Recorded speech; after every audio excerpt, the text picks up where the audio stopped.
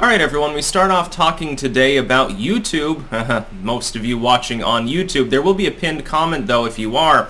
There are links to 4 other video hosting sites that I use, and in the context of this video, again, I keep telling people there's a really good reason to be following the creators that you like on platforms other than YouTube. Case in point this, link in the description, archived of course. YouTube is now experimenting with the idea of hiding the a number of dislikes on videos from the people watching it. Essentially, and they're using an excuse for this that doesn't pass the smell test, in my opinion. I'll try to explain why. YouTube is saying that users had talked to them, and by users, they insinuate, you and me and stuff, independent, private content creators.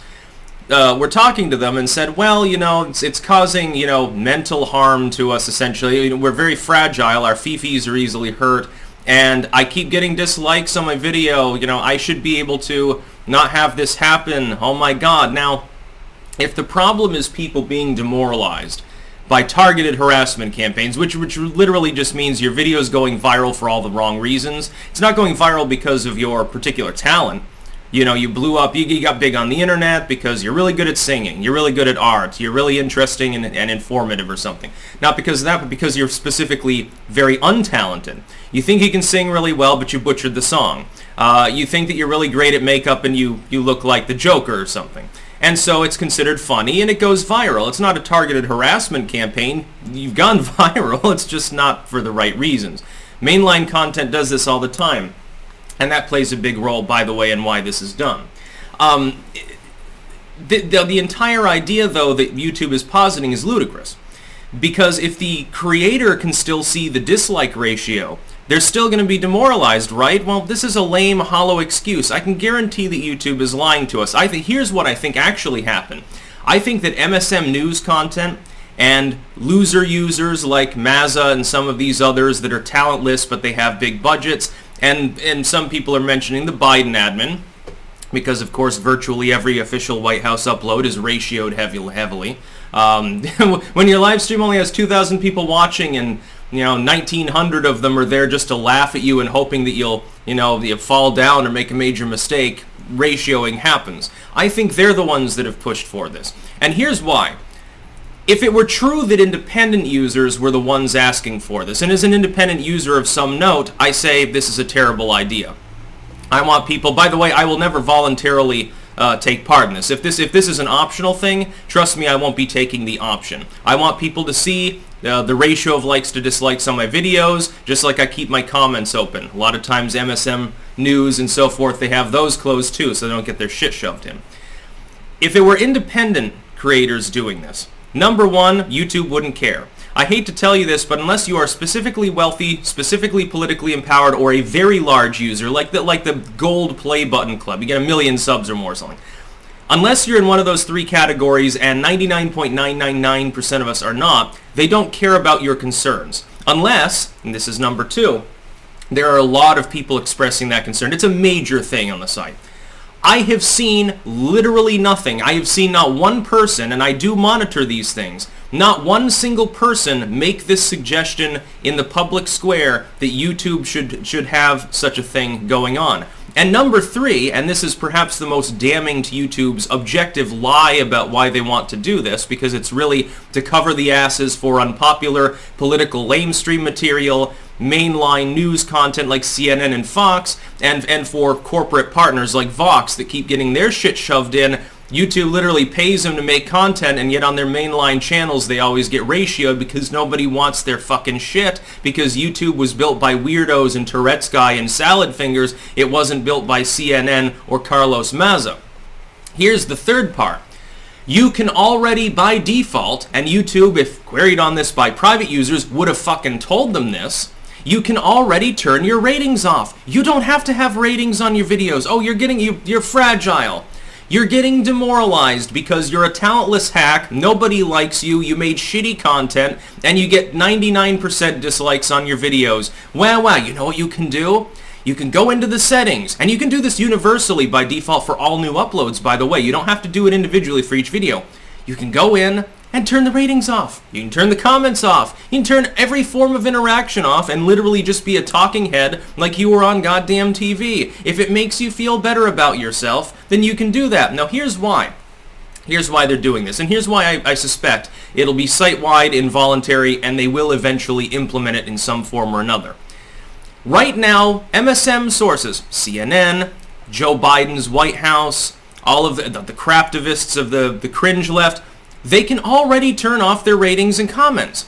But when they do that, there's no plausible deniability. It makes them look cowardly. They just end up getting mocked just as much. Now, maybe not in ratings, but off of YouTube and any other site where there's interaction regarding their content. Hey, look, CNN just turned the comments off on this video because 1,000 people were telling them to screw themselves. Ha ha ha. And it becomes funny. It becomes meme-worthy.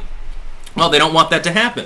Right now, they don't have plausible deniability, but if by default everywhere on the site you have to opt in to let people see the likes and dislikes, plenty of plausible deniability. Well, it's on by default. Or it's on, and we don't even have a choice, it's on everyone's channel. I suspect the latter will be the case. This is basically just ass covering for the fact that Joe Biden's credibility is decreased by the fact that anywhere online the content is massively disliked. That's a credibility and optics issue when you supposedly have 60% approval. The MSM supposedly is credible and telling people the truth. They're tired of being live fact-checked in their comment section, and they're tired of being fact-checked by default, almost like a form of pseudo-heckler's veto, by having getting ratioed in the likes to dislikes. Why do you think Twitter has given them the ability now to shut down all conversation on their posts? It's because they got ratioed. Two different separate decisions were done just for this purpose, just on Twitter. Number one, allowing them to limit the number of people that can respond, and number two, hiding by default, unless you go deeper into the material, the number of actual likes, the number of actual responses, so that you can't check that against the number of people that liked the post. If you get 10,000 people responding to it and only 5 people liked it, it's probably not popular. So Twitter has made it harder for you to determine that on Twitter posts in order to protect losers. Loser users, we'll call them. And loser users, fragile people. Again, several classes of people. The politically connected, specifically lamestream politicians, they're tired of the fact that supposedly there's a massive cultural hegemon in the West shifting massively against populism. We're going to have a great reset. These upstart young politicians are a bunch of racists and bigots, and they're terrible, and everyone hates them. Well, if everyone hates them, why is it that they are massively liked whenever they're on the internet, regardless of where they are? You know, it's not like Democrats don't have YouTube channels. Why is it that their material is 10 times more popular and almost never ratioed, as opposed to the cringe fest that is neoliberalism, where they can't even keep up with fucking leftists when it comes to optics or technology? Why is that material so unpopular? Why is it that corporations that supposedly they're doing such a great thing by being woke, but every time they put out a woke ad, or a bunch of soy boys, a bunch of soy-faced goofballs with pink hair are dancing around talking about their feelings or how many genders they think they are, why is it that it always gets ratioed? I thought this stuff was popular, and the internet is concordant to a younger audience than like TV and shit. A lot of people that are like over 60 and not so hip to the internet as much. So you're talking about a younger, supposedly more far left, more hip and progressive audience, and that still ends up happening. Could it be that these corporations that invest in YouTube are tired of getting ratioed, and they're tired of getting no return on their investment when they make some faux woke bullshit? Of course it is. And the Biden admin and other politically monstrous and noxious administrations around the world, they of course, they don't want to get ratioed. They don't want public conversation at all. YouTube and Twitter and all these others literally exist to promulgate public conversation. That's the whole point. We literally started, in many cases, using YouTube to get away from the mainline, like the fucking TV content. This is the whole point. You can't interact with it, and it was boring. It's your parents. You know, it's boring, no matter what age you are, by the way. YouTube was fun because you could interact with things. You could see all sorts of cool stuff that was made by, some random person in Ghana made a puppet show. Well, you're never going to see that on TV. You're not going to see that on TLC. You might see it on PBS once in a while, or you'll hear about it on NPR. Do a fluff piece about Ghanese puppetry or something like that. A Ghanaian, rather, I believe. But other than that, you're not going to find it. Well, you can find anything on YouTube, or at least you could until around 2016 when they began purging the site. Now you have to use BitChute and Rumble and Odyssey, or you go to Dailymotion or something, where they don't bother censoring things because it never goes viral, so it's actually very, very great. You should be using these sites. Just like Twitter. At this point, Twitter is basically useless. It's pointless to even, I mean, I've got an account there as a placeholder. Sometimes I shit post in response, but I'm not posting anything anymore. It's not even useful as a notification machine these days. It's pointless. That YouTube is literally driving nails into its own coffin and trying to turn into the next Netflix. Well, good luck with that, but you're going to alienate the vast majority of your creators, people like me who have actually built huge audiences doing their thing, and for free as well. You know, YouTube's not cutting me any checks. I don't take ad revenue. The only source of revenue direct from Google that's there is when I do a live stream and take super chats. I didn't even do that for 10 years. I think super chat's a fairly new thing anyway, but for a number of years I was even hesitant to bother doing that.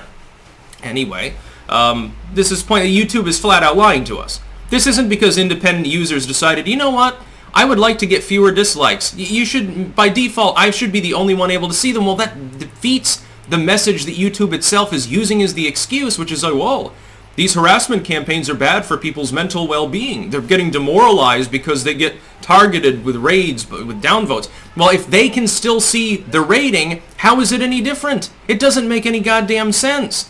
Why don't you block the creator from seeing their own like and dislike ratio? That would solve the problem way more, and then everyone else can continue interacting with the content as normal. That's about all. Peace out.